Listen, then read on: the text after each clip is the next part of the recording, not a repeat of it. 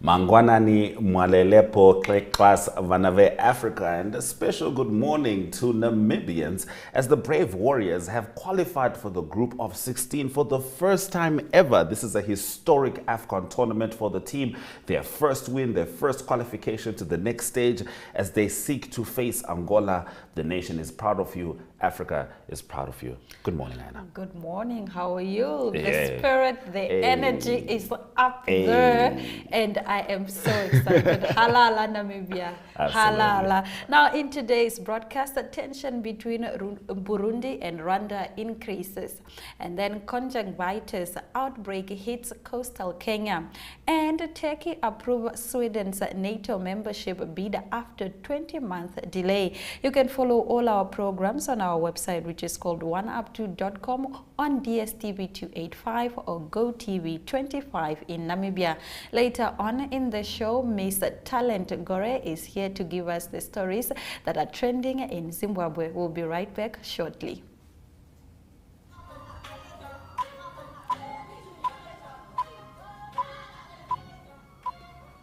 Getting into our top stories, Rwandan authorities accuse the Burundian leader of making inflammatory allegations aimed at sowing division among Rwandans, reigniting tensions that have persisted since Burundi closed all crossing points with Rwanda earlier this month. Relations between Rwanda and Burundi have deteriorated in recent weeks after Burundian President Evariste Ndayishimiye renewed accusations that Rwanda is financing and training the RED Tabara group rebels. Burundian authorities consider RED Tabara a terrorist movement and accused its members of participating in a failed coup attempt in 2015. The group first emerged in 2011 and has been accused of a series of attacks in Burundi since 2015. Ndayishimiye spoke about Rwandan youth in captivity at an event in the Congolese capital Kinshasa on Sunday, saying the region must continue to fight until the Rwandan people put pressure on themselves. Government. He was addressing a youth conference after attending the inauguration of Congolese President Felix Tshisekedi. In our next story, conjunctivitis outbreak hits coastal Kenya.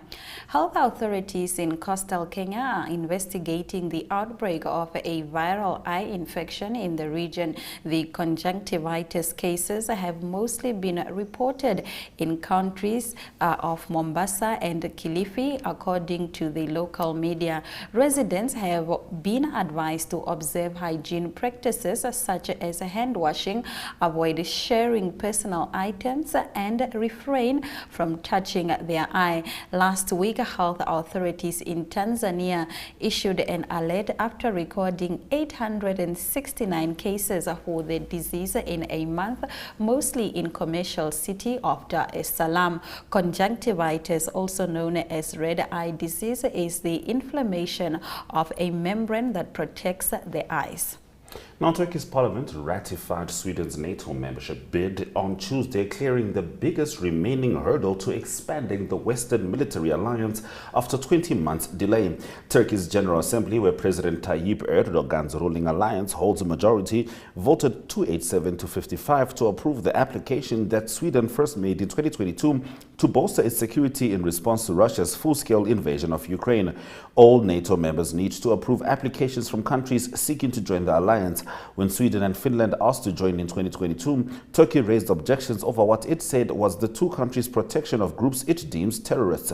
It endorsed Finland's membership in April last year, but along with Hungary, had kept Sweden waiting. We support NATO enlargement to improve the alliance's deterrence efforts. We hope Finland and Sweden's attitude toward fighting terrorism sets an example for our other allies, Fuat Oktay, head of Parliament's Foreign Affairs Commission and ruling AK party member, said during a debate. All right, moving over to our next story. A man to be charged with murder for deadly Johannesburg fire. South African police have arrested a man suspected of starting a fire that killed more than 70 people in a hijacked building in downtown Johannesburg in August. The 29-year-old man confessed to an inquiry tasked with determining responsibility for the blaze that he was involved in starting it, the police said in a statement that was sent to Reuters on Wednesday. He is expected to appear before the Johannesburg court soon on charges of arson, 77 counts of murder and 120 counts of attempted murder, the statement said. One of the worst disasters in living memory in South Africa's economic hub, the blaze broke out on the 31st of August in a dilapidated building crammed with mostly foreign migrants. Many of the victims were burned beyond recognition. The deaths shed light on the unsafe conditions in which many poor people live in the Johannesburg city center, where dozens of buildings have been abandoned and taken over by criminal groups who charge a fee for staying there. Now, a documentary showcasing the opposition campaign launched by Ugandan singer-turned-politician Bobi Wine against the regime of President Yoweri Museveni has been nominated for an Oscar award. It is such a humbling moment to see the Ugandan story make it to the Academy Awards, the most prestigious and significant awards in the world, Bobi Wine said on X. Today, the fight for democracy in Uganda and around the world lives on. Thank you for this recognition. Bobi Wine, whose real name is Robert Kyagulanyi, lost to President Museveni in the 2021 presidential elections. Allegations that the vote was manipulated led to countrywide protests by opposition supporters. Human rights groups say that the security forces killed dozens and arrested thousands of other protesters during the election period. Bobi Wine himself has been arrested and detained multiple times for criticizing Mr. Museveni's rule. Those have been our top stories on Africa Good Morning. After the break, we talk to Talent Gore in Zimbabwe. Welcome to My.NA Cars, your ultimate destination for everything automotive.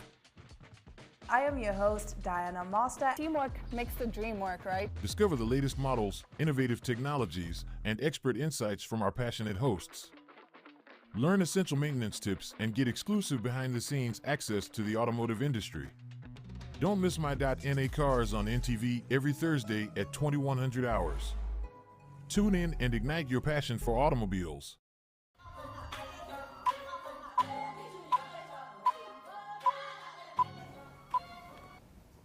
All right, it's time for us now to cross over to Zimbabwe, where we have a chat with Talent Gore, who is bringing us the stories trending in that country. Talent, good morning. Africa, good morning. We are very blessed over this side. Now moving into your next story, Sakala Sitole, convicted for incitement of public violence. Sorry, they are convicted of inciting to commit public violence. Tell us about this.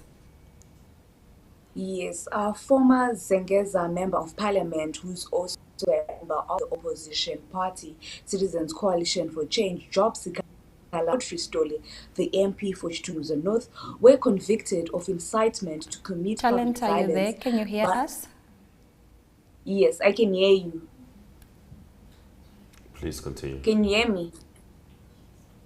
Please continue. They were sentenced yesterday, and the sentencing hearing will be held on January 29. Meanwhile, in a separate case in which Sikala is also accused of communicating falsehoods, Magistrate Chakanuka postponed judgment to February 7 after the National Prosecuting Authority failed to meet timelines for submitting written arguments. As you all have communicating, I have been reporting on the Job Sikala issue.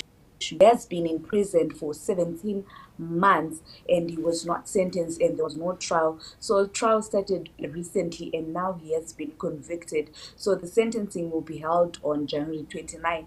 In another case in which he is also being accused of communicating falsehood, the magistrate said that the judgment will be held on February 7 because yesterday the National Prosecuting Authority failed to meet timelines for submitting written arguments. The court said that the National Prosecuting Authority had managed to prove its case against Job Sikala. The two men denied the allegations, including prosecuting claims that they hired vehicles to carry Triple C supporters to carry violence in Nyatime. Sikala has also been recorded on video declaring that Nyatsime had been turned into a terror zone after attending a memorial service for one of the Triple C members who was actually killed. So that is the video that the courts have been using against Job Sikala. And for the past 17 months, he has been in prison. And just yesterday, he was convicted. All right, now moving on, the Zimbabwe National Student Union has protested the steep tuition fee hikes by universities and colleges. Please expand. Yes, the Zimbabwe National Students Union has tested the steep tuition fees hikes by universities and colleges, saying that it is an assault on the right to education. Universities in Zimbabwe have introduced a system whereby students are being asked to pay 60 to 70% of the fees in United States dollars and the remainder in local currency using the interbank rate. ZANASO Vice President Rumbidzai Hlangabeza said many students were forced to defer or abandon studies altogether. She said that this was a burden to hardworking parents and guidance, and it also affects access to education. The vice president also said that they are the sons and daughters of civil servants who are earning peanuts and they cannot afford the tuition fees. So they are saying that the government or the universities have to do something, especially given that right now they are being ordered to pay 70% of the fees in United States dollars, in which most civil servants, they do not earn much in United States dollars, so they can't afford to pay their tuition fees in United States dollars, but rather they would rather pay in local currency. All right, the talent finally heavy tax chews up civil servant $300 salary. Tell us about this. Yes, recently civil servants have bitterly protested over the government's heavy taxation of their United States dollar salary component, which is leaving them with little United States dollars disposable income. Government recently converted the civil servants' 300 United States dollars COVID-19 allowances into permanent pensionable salaries, and the first batch of workers, including uniformed forces and health workers, received the money last week. And ever since the COVID-19 allowance was first introduced as at $75 in 2020, so to 300 States dollars over the years, it has been exempted from being taxed. But recently, after it was the COVID-19 was converted to salaries, it is now being taxed, and the civil servants are saying that the money that they are taxing is too much. We are just being left with little United States dollars. They are saying the civil servants are saying that government should not tax the COVID-19 allowance, which they have turned into salary. Rather, they should just let us get our $300 as it is, and it should not be taxed. So the civil servants have wrote a letter to the government asking them, or pleading with the government not to tax the $300 USD component that they are getting as their salary, as they are just being left with little to nothing after the money has been taxed. So the government hasn't responded. The Public Service Commission was not reachable when called for answers and to say to tell us the way forward. They were not reachable. So right now we're just waiting to see what the government will say concerning this matter. All right. Thank you, Talent, for bringing us the news stories from Zimbabwe. You're welcome, and thank you very much for having me. It's always good to have you on Africa. Good morning. Let's head to the weather just before economic news.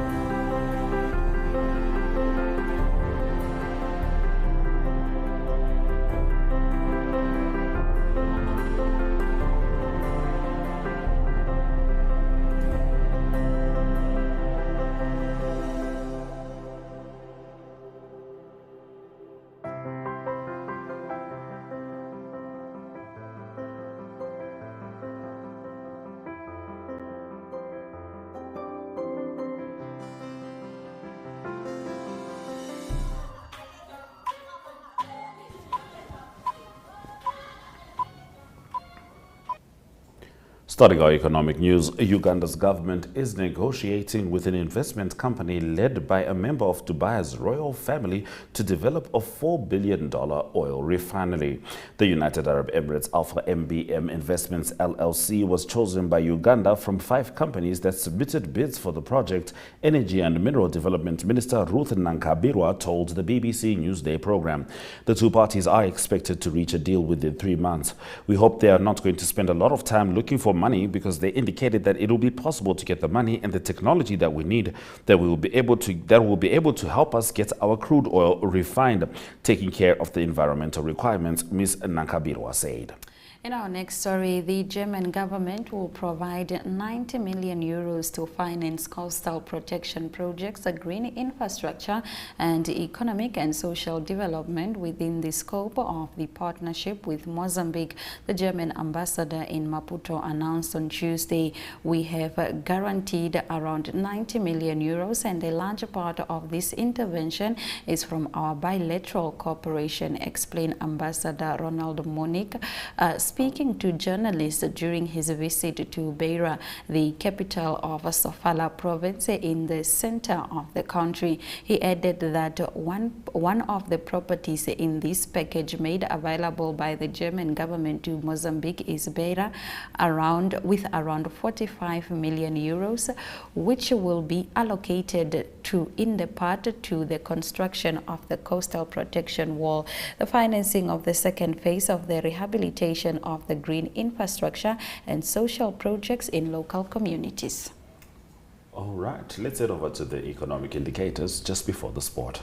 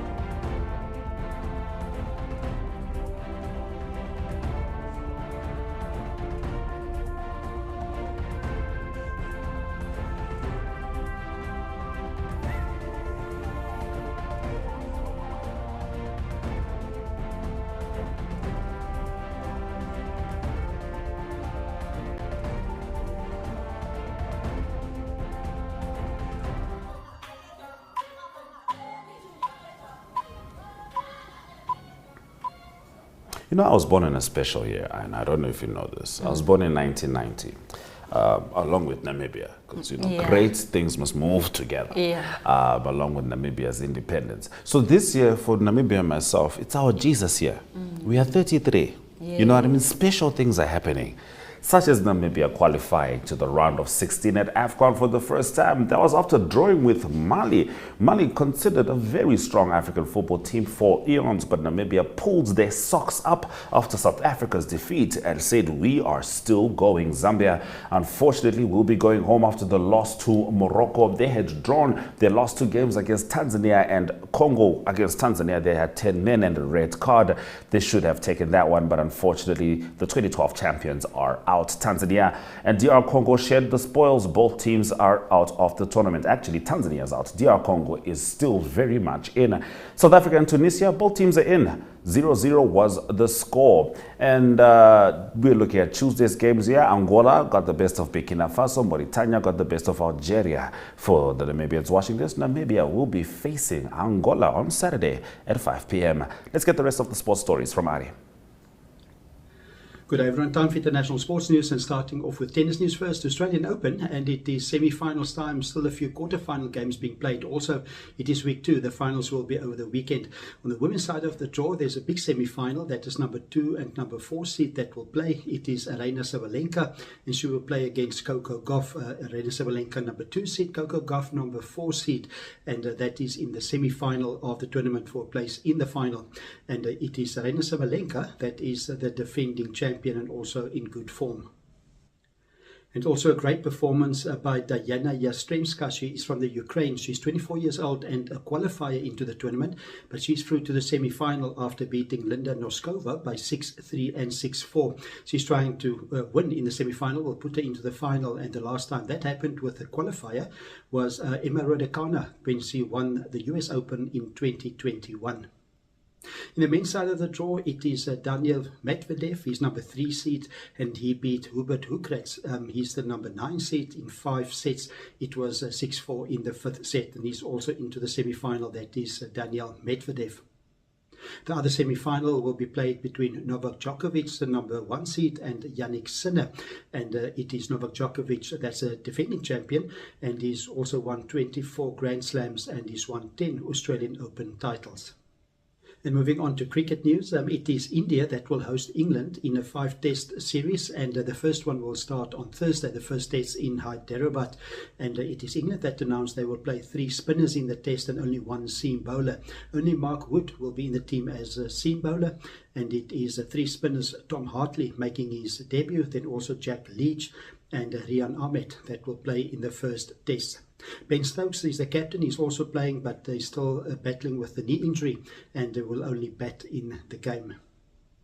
Also, it seems that India will also play 3 spinners in the test match, and also earlier setback for them when Virat Kohli announced that he will not be able to play in the first 2 tests, and that is because of personal reasons. And to conclude today's international sports news, it's rugby news, and it is the Six Nations European Championship that will start on the 2nd of February, and it is France that will host Ireland in Paris. Massive game that might also be the decider of the tournament, starting with the first game. Those are the 2 form and favourite teams in the Six Nations. On the 3rd of February, on the Saturday, it will be Italy that will host England, and Wales will be at home playing against Scotland. And it is England that announced that Ollie Lawrence is injured. He's the centre, and he won't be able to play against Italy. Also, there's lots of pressure on the back line then for England, because Owen Farrell also announced that he won't be available for the Six Nations, and that is also because of personal reasons related to mental well-being. And also it is Owen Farrell that announced that he will leave Saracens, that is after 13 years of rugby at Saracens. He will sign for Racing, or he did sign for Racing 92, that is a French top 14 side, and that will be from the 1st of July. It's a 2-year deal that he signed, and he played more than 200 games for Saracens. That is Owen Farrell. That's international sports news for today. Hope you have a great sport day, and we talk international sport again tomorrow. Goodbye.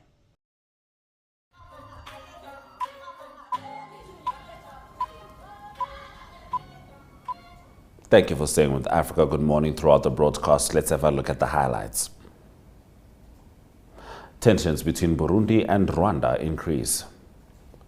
Conjunctivitis outbreak hits coastal Kenya. Uganda in talks with UAE firm for $4 billion oil refinery. Thank you for watching Africa Good Morning today. We will be back tomorrow, same time, same place. And on that note, it's all my love, all my light. Brave warriors, let's get it done. Kanaka.